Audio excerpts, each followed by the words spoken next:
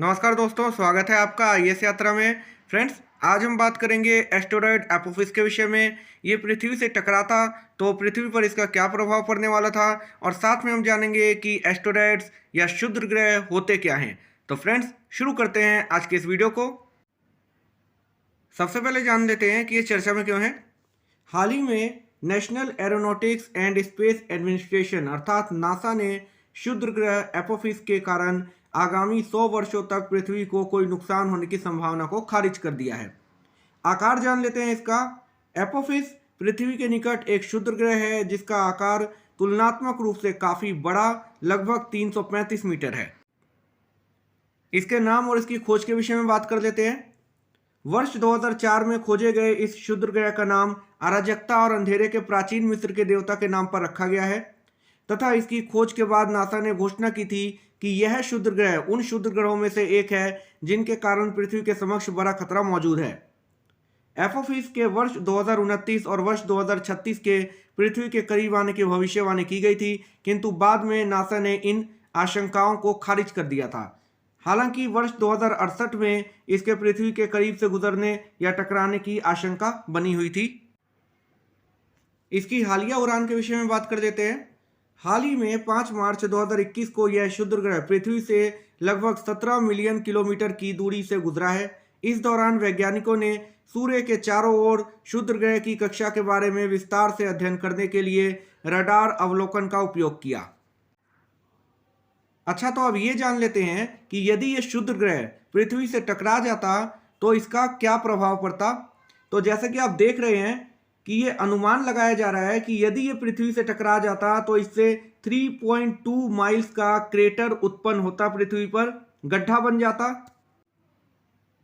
यदि यह पृथ्वी से टकराता तो ये पृथ्वी को 12 लाख किलोटन काइनेटिक ऊर्जा के साथ हिट करता, अर्थात 12 लाख किलोटन गतिज ऊर्जा के साथ यह पृथ्वी को हिट करता। इसको आप इस तरह से समझ सकते हैं, यूएसए द्वारा हिरोशिमा पर 1945 में जो एटॉमिक बॉम्ब अटैक किया गया था उसका जो फोर्स था वो 15 किलोटन था। तो आप इसकी एनर्जी को समझ सकते हैं कि ये कितना तेजी से पृथ्वी से टकराता है ये, और इसके टकराने से लगभग 1000 ऑफ स्क्वायर माइल्स का जो एरिया है वो तबाह हो जाता, वो बर्बाद हो जाता। अब जान लेते हैं क्षुद्र ग्रहों के विषय में। तो सबसे पहले इसका परिचय जान लेते हैं। क्षुद्र ग्रह सूर्य की परिक्रमा करने वाले छोटे चट्टानी पदार्थ होते हैं। क्षुद्र ग्रह द्वारा सूर्य की परिक्रमा ग्रहों के समान ही की जाती है, लेकिन इनका आकार ग्रहों की तुलना में बहुत छोटा होता है। इन्हें लघु ग्रह भी कहा जाता है। नासा के अनुसार ज्ञात क्षुद्र ग्रहों की संख्या तकरीबन 9,94,383 है, जिनका निर्माण 4.6 अरब वर्ष पूर्व सौर मंडल के निर्माण के समय हुआ था। एस्टेरॉयड्स 3 वर्गों में विभाजित है। पहला ग्रुप है मंगल और बृहस्पति ग्रह के बीच मेन एस्टेरॉयड बेल्ट में मौजूद एस्टेरॉयड्स। अनुमान के अनुसार इस एस्टेरॉयड बेल्ट में 1.1 से 1.9 मिलियन एस्टेरॉयड्स मौजूद हैं। दूसरा ग्रुप है, इसमें वे ट्रोजन एस्टेरॉयड्स शामिल हैं जो एक बड़े ग्रह के साथ अपनी कक्षा को साझा करते हैं। नासा ने बृहस्पति, नेपच्यून और मार्स ग्रहों के ट्रोजन एस्टेरॉयड्स की जानकारी दी है। वर्ष 2011 में नासा ने पृथ्वी के ट्रोजन एस्टेरॉयड्स की भी सूचना दी थी। तीसरे समूह में इसमें नियर अर्थ एस्टेरॉयड्स अर्थात NEA शामिल होते हैं, जिनकी कक्षा पृथ्वी के पास से गुजरती है। वे एस्टेरॉयड्स जो पृथ्वी की कक्षा को पार करते हैं उन्हें अर्थ क्रॉसर्स कहा जाता है। अब तक कुल 10,000 से अधिक नियर अर्थ एस्टेरॉयड्स के बारे में सूचना प्राप्त हुई है, जिनमें से 1400 से अधिक को संभावित खतरनाक एस्टेरॉयड्स अर्थात PHA के रूप में वर्गीकृत किया गया है।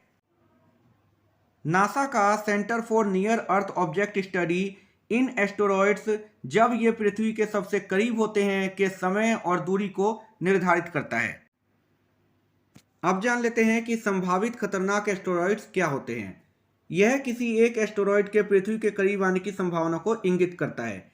विशेष रूप से ऐसे सभी एस्टेरॉयड जिनकी मिनिमम ऑर्बिट इंटरसेक्शन डिस्टेंस अर्थात MOID 0.05 खगोलीय इकाई लगभग 74,80,000 किलोमीटर या इससे कम तथा निरपेक्ष परिणाम 22.0 लगभग 150 MT व्यास हो, उन्हें संभावित खतरनाक एस्टेरॉयड माना जाता है। मिनिमम ऑर्बिट इंटरसेक्शन डिस्टेंस दो लगभग अतिछादित अंडाकार कक्षाओं के बीच न्यूनतम दूरी की गणना करने के लिए एक विधि है। खगोलीय इकाई पृथ्वी और सूर्य के बीच की दूरी होती है और यह लगभग 150 मिलियन किलोमीटर है। निरपेक्ष परिमाण किसी भी तारे की चमक का एक मापक है, अर्थात प्रत्येक समय तारे द्वारा उत्सर्जित ऊर्जा की कुल मात्रा। और जो एपोफिस है उसको संभावित खतरनाक एस्टेरॉयड के रूप में वर्गीकृत किया गया है। तो फ्रेंड्स, आज की वीडियो में इतना ही। उम्मीद करता हूं कि आपको आज की वीडियो अच्छी लगी हो और आपको ज़रूर कुछ जानने, समझने और सीखने को मिला हो। और यदि आपको आज की वीडियो अच्छी लगी हो तो प्लीज़ एक लाइक करना ना भूलें। और फ्रेंड्स, आपके कुछ क्वेश्चन हैं तो उसको आप कमेंट सेक्शन में पूछ सकते हैं। तब तक के लिए friends, goodbye, take care, thank you for watching friends.